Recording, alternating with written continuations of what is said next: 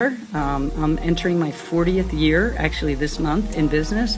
Never been a quitter, never shied away from tough situations. I think leadership, the cream always rises to the top, and I've always been someone who believes in the fact that if there's things we need to fix, we're going to fix them.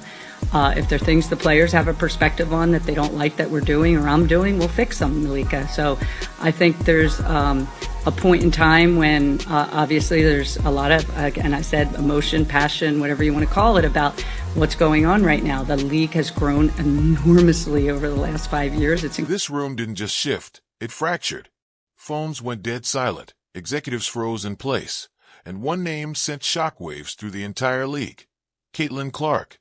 If you're watching this unfold in real time, hit like and stay locked in, because this story is accelerating fast. It began quietly. One report surfaced, then another, then multiple sources, all whispering the same thing behind closed doors. Pressure is mounting inside the WNBA's highest offices like never before. And it's no coincidence this is happening at the exact moment Caitlin Clark's Nike partnership escalates to an entirely new level, forcing the league to confront realities it can no longer control. Pretty clear that we're misaligned currently on what our stakeholders want from officiating. We have heard loud and clear that we have not lived up to that needed alignment, and that attention and change is needed to serve the WNBA to the level of excellence that is not currently being met in the various stakeholders' eyes. There are no greater stakeholders than our players. Their voice is integral to the alignment that is required for good officiating, and we look forward to including their perspectives on how our staff can better serve the game moving forward. And that panic didn't come from headlines. It came from spreadsheets. Internal projections were suddenly outdated. Marketing plans built around balance and shared visibility no longer made sense when one player was driving disproportionate attention. Meetings turned urgent. Language shifted. You could feel the scramble. Because once Nike validated Caitlin Clark at that scale, the league lost the luxury of hesitation. This wasn't hype anymore, it was leverage. Every endorsement, every broadcast spike, every sold-out arena tightened the pressure. The question inside the room wasn't whether Caitlin Clark mattered. It was how they let it get this far without fully committing. And the most dangerous part? The momentum wasn't slowing. It was accelerating. Do that as we get up to, the end of the season and then into the end of this calendar year. So we'll dialogue with players. I mean, one-on-one relationships, groups of relationships. Players have reached out to me, obviously, so have a lot of people in the basketball ecosystem about all the momentum we have and how important it is to continue that momentum. And I think together we need to... What was once quiet dismissal suddenly turned into urgent, behind-the-scenes conversations. Because when the world crowns someone in real time, you can't keep pretending it didn't happen. That's when the tension reached the very top. Reports began circulating that Commissioner Kathy Engelbert's position was facing serious internal pressure. Not a public firing, not an official announcement, but the kind of strain that follows when power dynamics shift and everyone understands the reason. Players noticed. Sponsors noticed. Fans noticed. And Caitlin Clark didn't need to say a word. Every time her name trended, every time a Nike spot aired, every time her jersey sales blew past projections, the contrast grew impossible to ignore. The league tried to contain the moment. Nike turned the volume all the way up.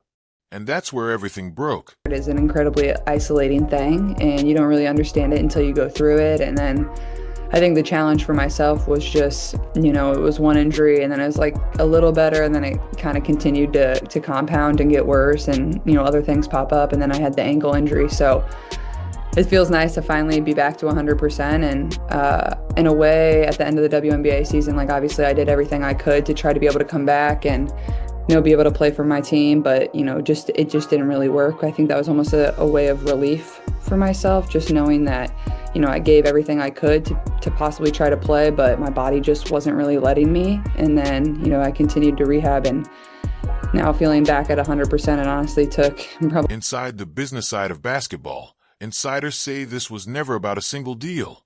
It was about control. Who gets to define the future? Who benefits from momentum? And who misread the moment so badly it can't be undone? That's where things got uncomfortable. Reports point to closed-door meetings, tense discussions, and familiar words like grateful, platform, and timing being thrown around. The kind of language that collapses when the numbers tell a different story. Because Caitlin Clark didn't just bring attention, she brought leverage, and leverage changes everything. Nike didn't just reaffirm belief, they doubled down, expanded campaigns, and locked in long-term global alignment.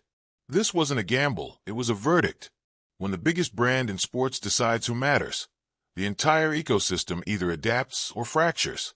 That's why this moment feels heavier than usual. Not loud, not chaotic, just unavoidable. Fans felt it first. The tone shifted. The conversation flipped. It stopped being, "Is she the face?" and became, "Why was this ever resisted?" And that's exactly where the league office started feeling real pressure. Because when momentum outruns leadership, accountability isn't far behind. Houston Rockets GM Daryl Morey supporting Hong Kong anti-government protesters in 2019.